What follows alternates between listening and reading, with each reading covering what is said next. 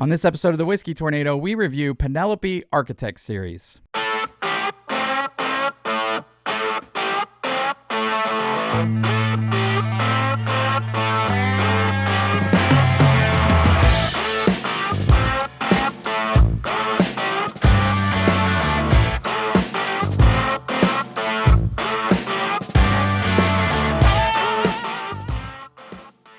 Welcome back to another episode of the Whiskey Tornado. I'm your host, Lance. Today, I am excited to review Penelope Architect Series for you guys. This is a bottle that's been getting a lot of chatter on WhiskeyTube and has been getting a lot of really good reviews. So I'm excited to break it down. When I first heard of it, I was like, great, another 4 to 5 year MGP bourbon. How different is it really going to be?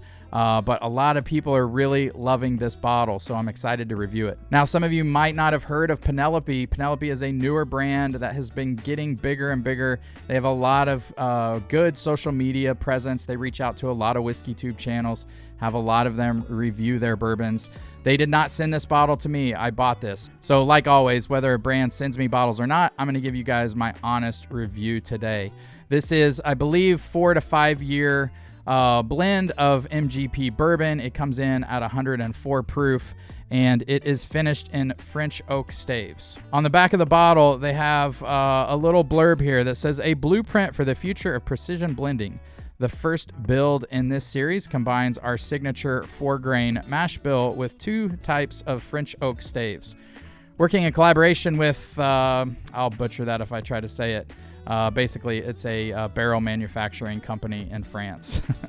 We selected each stave using their state-of-the-art oak scan process to construct a truly memorable flavor profile. After all, the best architecture leaves no room for error. Okay, to me, as a marketing major, this is just a really well-crafted marketing plan. They're getting 4 and 5 year MGP bourbon. They have to differentiate that from the market. How are we going to make this 4 to 5 year MGP different? One thing we can do is add French oak staves to it. So I'm excited to see what the French oak staves did. But the whole architecture thing, it's great marketing, but we're going to see whether it makes the bourbon better or not. Now, I will say, Maker's Mark, a lot of these companies that are adding staves, it does make the bourbon better. So I'm really excited to taste this for you guys today. For those of you new to the Whiskey Tornado, I'll quickly explain our scoring system before we geek out on this bourbon. If you've heard this a million times, use the timestamps below to just skip ahead to the section you want to see. Here on the Whiskey Tornado, we have 7 categories. The first 2 categories are handicap. Those are appearance and availability.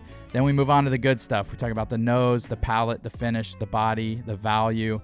Then we give it a score. Any score of 3 or better is bar worthy. Feel safe buying that bourbon for your bar. Any score of 4 or better is bunker worthy. Buy some extras just in case the bourbon you love is no longer made. All right, with all that being said, let's get into the appearance of Penelope Architect.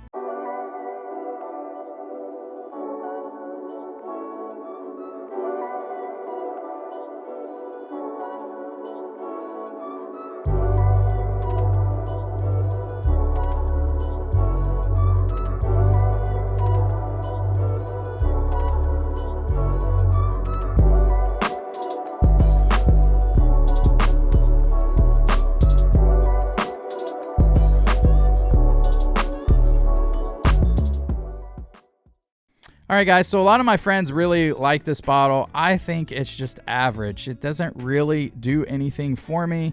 It's a very plain blue label with white writing. It is kind of in more of a wine bottle.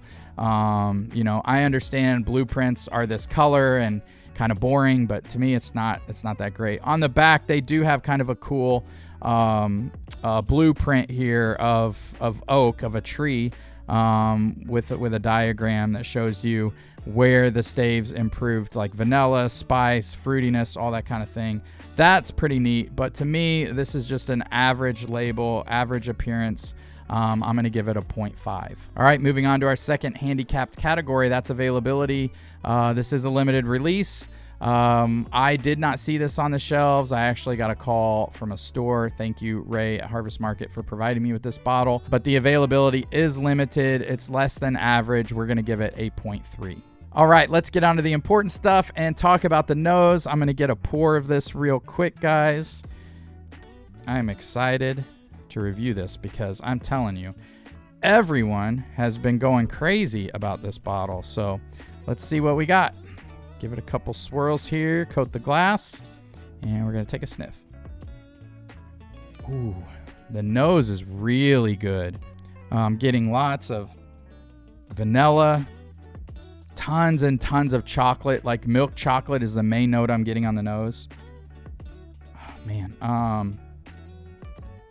Almost like you get in a toasted barrel, where you get those kind of s'mores notes, that like charred vanilla marshmallow, chocolate, a little bit of graham cracker. Very reminiscent. I talked about Maker's Mark in the intro, and it reminds me of that. I always get this like dusty chocolate quality on Maker's Mark, especially on the nose. And it's got to be coming from the staves. And this has those French oak staves in it as well. And I'm getting that same kind of dusty chocolate note on the nose. Some cinnamon there. But if I had to wrap this up into just one note, it would be Cinnamon Toast Crunch cereal. It is like, if you put your nose in a box of Cinnamon Toast Crunch cereal, that is what this is in a glass. It is really good. The nose is exceptional on this. I'm excited to taste it. We're going to give the nose, it's not like that 0.8, but it's not 0.7 either. We're going to give it a 0.75. It's like, it's almost into that like crazy good category, but doesn't quite get there because I think I can smell a little bit of youth. So it just takes it down just a hair. But we're going to give the nose a 0.75. Really good nose, guys. All right, moving on to the palate. Cheers, everybody. First sip. The first thing that hit me on that first sip was a little bit of youth. I get it on craft distilleries where I can taste a little bit of youth. It's not to that level. It's a really off-putting note to me. So I need to take a second sip to kind of evaluate this, because it'll show up when I drink bourbon in the first sip more than the second and third sip, and that's my first sip of the day. So let's take a second sip. I don't want to judge this on that first one.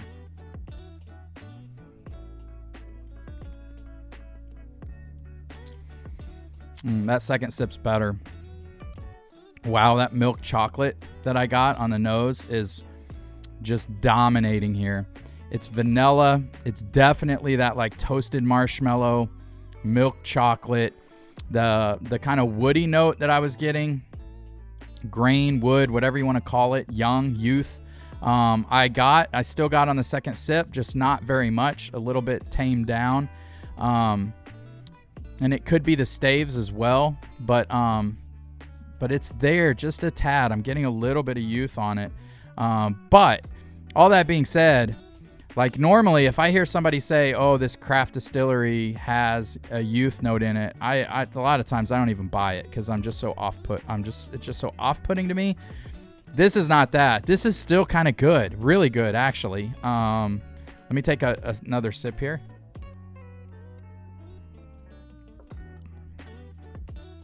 Yeah, vanilla, marshmallows, s'mores, a little bit of graham cracker. It's got some wonderful like jalapeno spice on the back end that I'm just loving. The finish is crazy on this. Really, really good. Man, this is crazy for me. This is a tough one because I'm getting a little bit of that youth note on the front, but it doesn't bother me. When I first had this, I tried to let this open up a little bit for you guys because the first time I had it, the youth dominated. And I was like, why is everyone like this as much as they do? But now going back to it, the youth note isn't as bad. It's starting to tame down a little bit.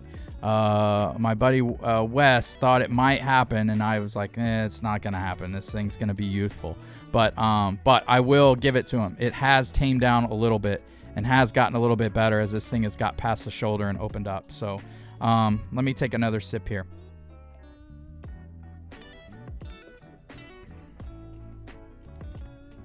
Yeah, it's good. It's really good. Now, every time I say that I taste youth and grain, people go crazy. especially if they like a bourbon. I'm sorry if you don't taste it, but there is some youth and grain notes in this. That being said, the dominant notes of milk chocolate, vanilla s'mores, I think a lot of people are going to absolutely love this. I see why a lot of people love it. It is really good, really enjoyable. I could definitely sit down and really enjoy this. At the 104 proof, it is a really nice proof. The body's really good. On the palate, I'm going to give it a 0.65 because it's got all those toasted notes, that chocolate, graham cracker, vanilla, marshmallows, but then it's got some nice chilies, like a little bit of jalapeno pepper spice, and then it's just got a little bit of that like cream corn grain note too. So there is some complexity there. There is a lot of really good balance of sweetness and spice that I love. That's what's really shining for me on this. So I'm going to give it a 0.65. It would be a 0.75 if I could just get rid of that little bit of graininess, a little bit of youth that I'm picking up in this. All right, moving on to the finish. I think the finish is the star of the show on this. Let me take a sip here.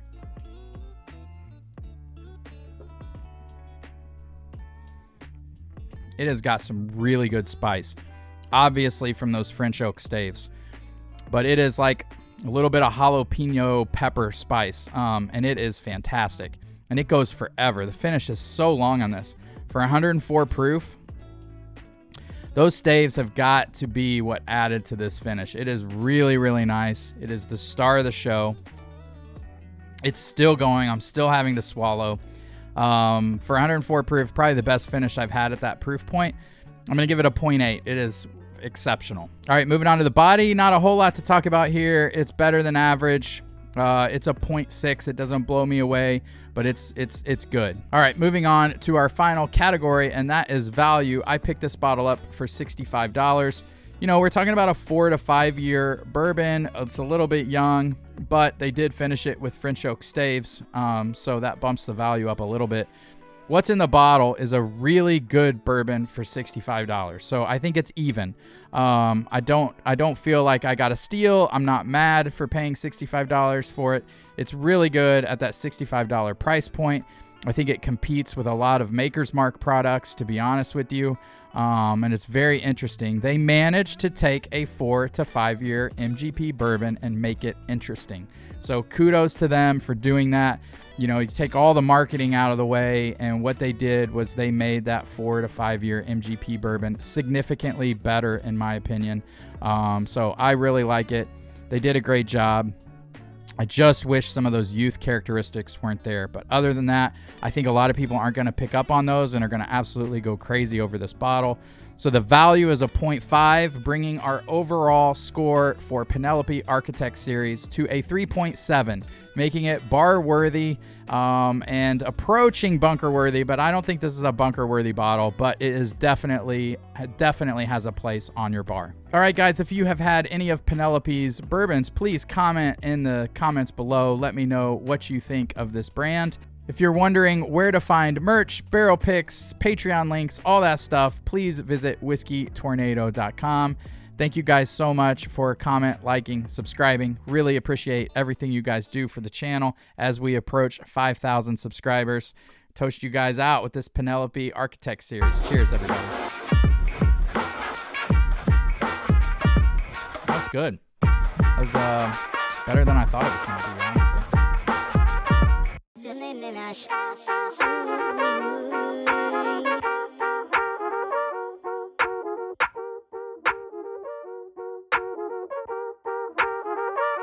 The